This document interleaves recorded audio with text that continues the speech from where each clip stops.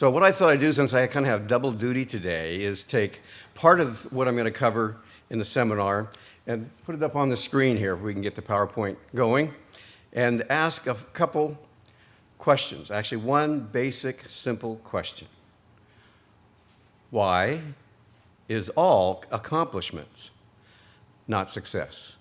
Why is all accomplishment not success? You think about the things we accomplish in life. Think about the opportunities we have. We think about physical things we accomplish, but sometimes we're self-defeating. Sometimes we're heading the wrong direction, and all accomplishment is not success. So I'm going to do that today by following John's good example and giving you a story here. We're going to talk about a story of an individual. See if you can guess who this is as we go through these main points. What was his great experiment? Number 2, focus on his life's purpose. What was the focus on that? Number 3, what kind of example did he set? Is it one we should follow or not so much? What was his conclusion after this great experiment that he conducted? And what was his fate, ultimately, and the fate of his kingdom? And the end result, number 6, what was it? So I'm going to tell you a story. It's kind of a Betty Bye story, but it's a true story based on a true person that lived some time ago, over 3,000 years ago, I think. So this story starts like this. I've added a little bit here. Once upon a time, long, long ago, and far, far away on the other side of the globe, there was a young man born into a royal family. He was raised with great education. He was well received and liked by his peers in the community.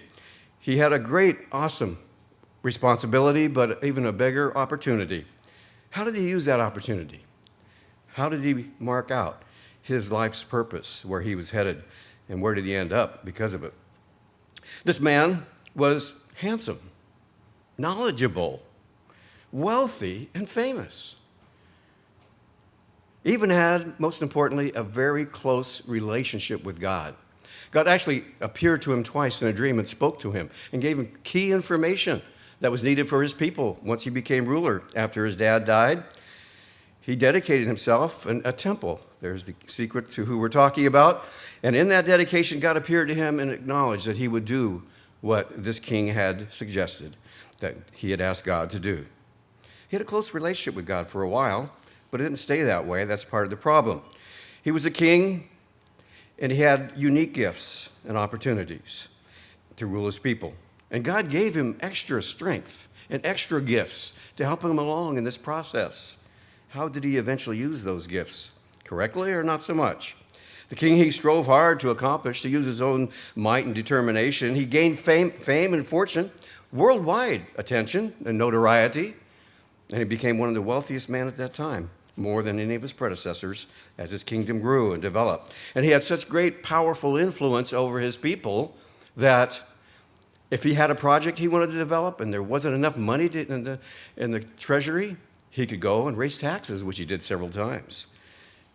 He was in a powerful position, and every pleasing thing imaginable was at his disposal, was at his hand. He summarizes his great experiment this way. He says, "Come now, let's test you. Let's test you with pleasure. Test me with pleasure. Let's do this. So enjoy yourself," he said. And he goes on to say, "So I explored with my mind how to stimulate my body with wine while my mind was still guiding me wisely." So he maybe drank a little too much to see how that experience would go on this great experiment of his, and how to take hold of folly, to be ridiculously funny or crazy or just be offbeat, until I could see what good there was for the sons of men to do under the heavens, the few short days or years of their lives. He goes on to say, this ancient king, again, was young, he was rich, he enjoyed life nearly any way he desired. He was wealthy and wise, and one of the wisest men who ever lived. His resources of the nation were behind him, and he raised taxes as need be. He goes on to say, I enlarged my works. I developed stupendous national buildings. I developed projects and thousands of people at my beck and call, waiting to serve my every desire, he says. Going on, he says, I built houses and I planted vineyards. I made gardens and parks, planted fruit trees and built ponds to water the trees. He had male and female slaves that were working for him. And he even had homeborn slaves that were the next generation coming up from their parents. And I possessed flocks and herds larger than anybody before me. Very wealthy man. How did this experiment go? What was his great experiment? What was the focus of his life's purpose? What was the example? And what was his conclusion? Talk about that as we continue the story. What was his ultimate fate and the end result? That's what we're trying to determine here today. He had silver and gold in the king's treasury, and he had male and female singers, and the pleasures of many concubines. And then I became great and increased more than all who preceded me. Pretty powerful presence. God had blessed him tremendously at this time. And I deny myself nothing in this experiment of his. My eyes desired, I just took it. I refused my heart no pleasure. My heart took delight in all my works, and that was my reward. What he got was a reward at that time. Was that really what he should have had? So we move on to the next slide here. What was this great experiment of his? And what was the focus of his life's purpose? Have you figured it out yet? The next one will show us what the answer is to number one. What is his great experiment? He tested himself with pleasure, and even evil pleasures, so-called, the pleasure of sin for a season, as it describes Moses avoiding. What was his purpose? What was the focus of his life? Where was he headed? Again, we see physical pursuits and self-satisfaction at the expense of spiritual pursuits and God. So what was his destiny? What was his ultimate outcome? What example did he set, as the next one talks about? And what conclusion did he himself come to after this great experiment? It may surprise you what his conclusion was. I think it's pretty revealing when you see what really matters in life. And here a man that had everything, tried everything, did everything, still came up short. Wait till you see his conclusion. But his example was he drifted away from God, missing lasting success. Started out great, ended up not so great. And the conclusion he came to is pretty clear. King Solomon's conclusion in Ecclesiastes 2, 10 through 11, the whole chapter talks about, the first part of that chapter talks about his great experiment. He says this: everything was meaningless, a chasing after wind. You ever try to catch a breeze in the trees? Hang on to a cloud of wind and vapor? It doesn't work very well, does it? It was a chasing after wind. Nothing was gained under the sun. He gained a lot of physical things. His kingdom became very wealthy, and the building projects that he conducted were some of the most outstanding in all of Israel's history. But what? You might be thinking to yourself, this was meaningless existence? If that's meaningless existence, give me some of that, right? Wealth and fame and fortune and good looking and all the women you could ever want, 700 wives and 300 concubines. Is that really satisfying? Is that really solving the inward desire and feelings we all have, that burning hunger for serving God and having God's Spirit and having a relationship with God? He gave all that God relationship up, evidently, for his short-term striving after wind. Going in circles. It's like a giant vacuum. We get so wrapped up in the here and now and getting something done and accomplishing something that before we know it, we're off track. And we're losing out on what really matters. We lose out on what really counts. We leave the spiritual goals behind. Okay, number 5. What was Solomon's fate and the fate of his kingdom? You probably know the answer to that. Physical pursuits never really satisfy the deep inward hunger that we all have for a spiritual connection. God created that hunger in all of us, and we need to satisfy it with God's Spirit. And we can be sucked away in this vicious cycle of consumerism, get, if we're not careful. If you read that chapter 2 of Ecclesiastes, how many times does it say, I did this, I built me great buildings, I had great flocks, and I had great herds, and I had all these concubines. I became the center of his life, not God. So the wisest man who ever lived at the time shows one principle, that head knowledge alone is not enough. He had probably a lot more head knowledge and a relationship with God that was very strong, and that alone is not enough. He abandoned the true success that he grew up with the true principles that were the foundation of his life as a young man, that he always lived by in his early life. I'm sure he made mistakes as well.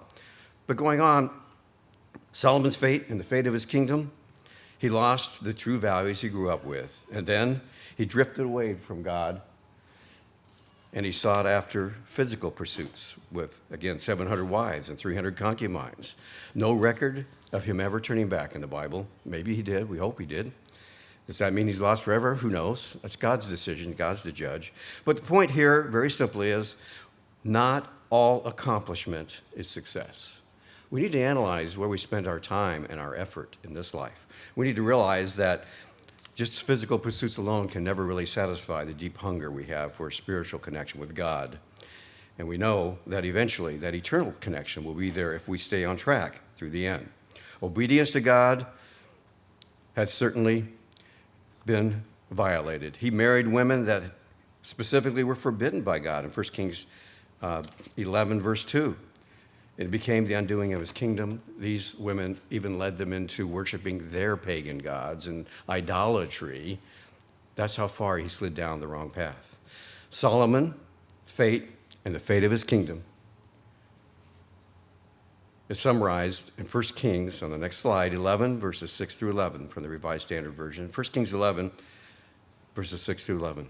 Solomon did what was evil in the sight of the Lord and did not keep what the Lord commanded. Therefore, the Lord said to Solomon, since this has been your mind, you don't think God takes revenge on someone who departs?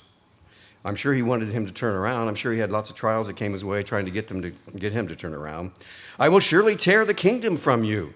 Not only did it hurt Solomon, this happened after he died, but his progeny lost out on 10 of the nations. That was the end result, as the next slide talks about. The end result was Solomon and his progeny lost most of what he had worked so hard and tirelessly to build during his lifetime. What a waste. What a wasted existence. The vast wealth and the power and the influence that he prized was removed as well. His descendants lost most of the empire because of what Solomon decided, what he chose to be the focus of his life. The end result was that the final 10 nations of Israel departed. Rehoboam and Jeroboam split the kingdom, and the 10 northern tribes of Israel separated, and all that was gone. It was separated from the wealth that Solomon had built. So the end result is also an end result we need to avoid. We need to have the right end result. It's not how we begin this race in life, but how we end it that counts. And Jesus Christ made very clear in Luke 9, verse 25. Luke 9, verse 25, for what profit is it for a man to gain the whole world? Solomon didn't have the whole world, but he had a pretty big chunk of it. He was famous around the world. He had ships evidently going out and traveling and picking up all kinds of things. He had a wealthy treasure chest to spend money with and on. And he was able to accumulate lots of good things in this physical life. Did that make him really happy and content? I don't think so, not in the end.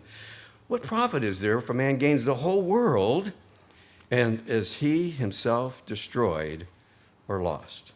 What good is it? What profit is it, Christ says? You got to have your foundation and have your direction so that your accomplishments do matter, do lead to success, do build the road to eternal life that's so critically important to all of us, I think. So when we have a sense of what's right and wrong, which we do, we have an overriding arch of true values that we've focused our life on. That's something we should never compromise, never give up, and never change. It should be the center of what we are, the direction of our life. It's the focus of who we are. If we sacrifice that for selfish short-term gain, we short-circuit true success. As we talk about here, never compromise your values. Why? First 2 points, selfish physical pursuits never can satisfy spiritual hunger. Just can't do that. Number 2 would be consistent values focuses on true north. The North Star is always there. We all get off from time to time. We all go into this little endeavor or that endeavor, but we got to get focused right back on true north. When we have those values, the foundation of our life, we know when we're off, we get close to God, and we can see where North Star is and get back on track. We see that they see you through the ups and downs and the tragedies and triumphs of life. When we have values and we have God, we can get through a lot more than we could without him. And then the final point, D, our actions are in the right direction. How valuable is that? I've known people who have spent their weeks, I like this career, no, I like this one, I do this and that, and they're going so many different places, they end up nowhere fast. And we need to rely on God for divine guidance. It's Proverbs 16:9. Solomon said the right words here. A man's heart plans his ways. We should be planning. We'll talk about that this afternoon. I invite you to stay and join in. A man's heart plans his ways, but, and this is what we should all want, the Lord directs his steps.